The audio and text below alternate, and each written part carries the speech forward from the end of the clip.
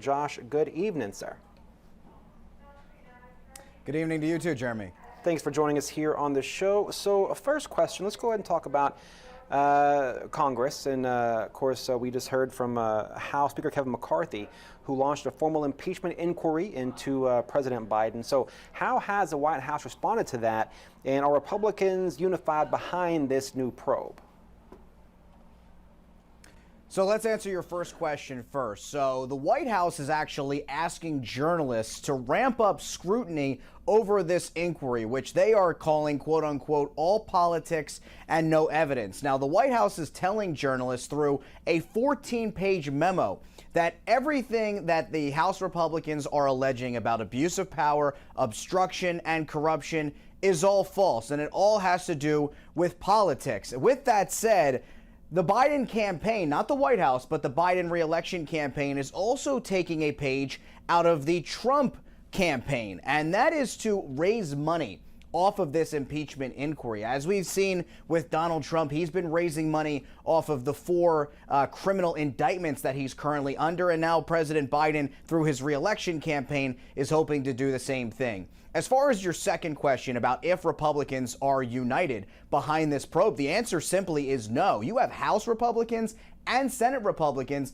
that are against what Kevin McCarthy did. First off, you have those on the far right, even House Freedom Caucus members like Colorado Congressman Ken Buck, a former lawyer himself, former prosecutor, who says there's simply just no evidence right now to impeach President Biden, no reason to open this impeachment inquiry. Then you have those that are towing the line as far as swing districts, like 18 House Republicans that won in districts in 2020 that Joe Biden won, like New York's Mike Lawler, who says we are not there yet when it comes to impeachment. Then you have those in the Senate, like John Thune, who's the number 2 behind Mitch McConnell, and he says that the way you change presidents is through elections and not impeachments. And perhaps the thing that sticks out most of all is what Kevin McCarthy said just 4 years ago, and even just 12 days ago, where he thought 4 years ago Nancy Pelosi had no right to unilaterally open an impeachment inquiry without a formal vote.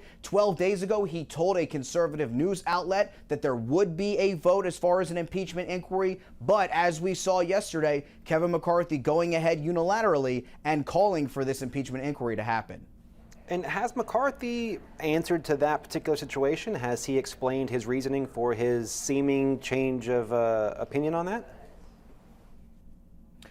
So what McCarthy has said, and that's a trick question. So what McCarthy has said as far as relation to Nancy Pelosi 4 years ago, he has said that Nancy Pelosi changed the precedent. But when reporters pressed him today about what changed his mind in between yesterday and then 12 days prior when he spoke to that conservative news outlet, he didn't really have an answer for that. So Kevin McCarthy kind of flip-flopping on this issue, not just from 4 years ago, but just a couple of weeks ago.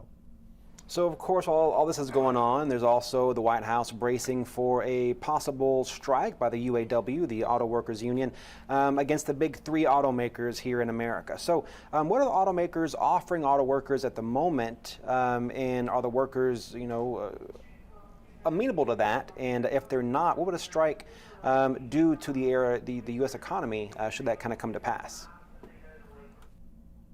Yeah, so we've got about 27 hours left before this deadline, 11:59 p.m. tomorrow night, where this deal has to get done. Otherwise, the United Auto Workers have said their 145,000 members will be ready to strike. Now, as far as what's being offered right now, you're talking about the 3 big companies with GM, Ford, and Stellantis. GM and Ford are offering a 10% raise over 4 years, among other things. Stellantis, 14.5% over 4 years. As of right now, that is not a good enough deal to get done for the auto workers. Now, the White House, one of President Biden's top economic advisors, Jared Bernstein, was speaking in the briefing room today, saying that President Biden has been talking with both sides of these negotiations and encouraging them to stay at the table until a deal gets done because of the ramifications that ultimately could happen to the U.S. economy and to the U.S. consumer. As far as the economy is concerned, you have economic forecasters that are saying just within the first 10 days, this could cost the U.S. economy $5 billion.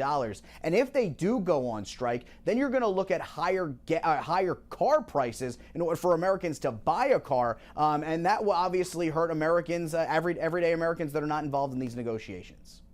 Okay. Now, of course, while all of that's going on as well, we know that the White House has an ongoing, what they call their Cancer Moonshot Initiative. So what's new with that initiative lately?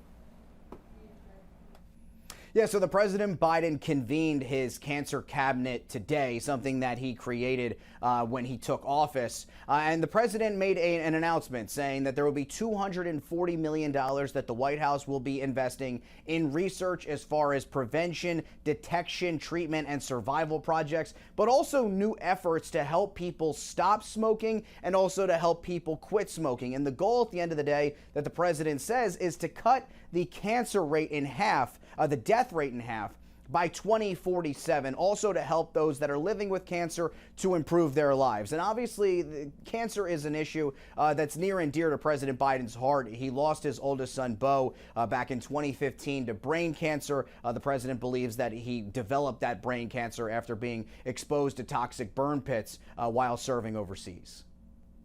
Let's turn to the campaign now. Of course, the things surrounding the campaign for 2024. Both former President Donald Trump and his chief of staff, formerly chief of staff anyway, received adverse rulings today in their respective cases. Explain what happened in two different federal courts this morning. Yeah, so let's start with the former president, and this has to do with the federal classified documents case. The judge in that case, Eileen Cannon, if you remember, she is a Donald Trump appointee. She put restrictions on Donald Trump when it comes to this case as far as what he will be allowed to see as far as sensitive material and when, and also how he cannot speak publicly about this sensitive material. Obviously, these classified documents are for classified eyes only, and the former president is accused of obviously not just taking these documents to Mar-a-Lago, but also showing them to people that did not have security clearance. So the judge in this case saying that the former president needs to be very careful here, and if he does not abide by these rules, that he could pay a criminal or a civil penalty as a result. Now, as far as what's happening with Trump's former chief of staff, Mark Meadows has wanted his Georgia election interference case to be moved to federal court. But we learned last Friday that a district judge, Steve Jones, denied that motion. And so as of now, the former chief of staff, Mark Meadows, has asked he's appealed this ruling to the 11th Circuit in Atlanta, but he's asked Judge Jones to pause his decision as that appeal plays out. Well, the judge in this case today said no go, rejecting that request. So as of right now, Meadows' case will be in state court and being prosecuted by the Fulton County District Attorney. We'll wait to see ultimately what the 11th Circuit in Atlanta has to say, but as of right now, his case will be in state court.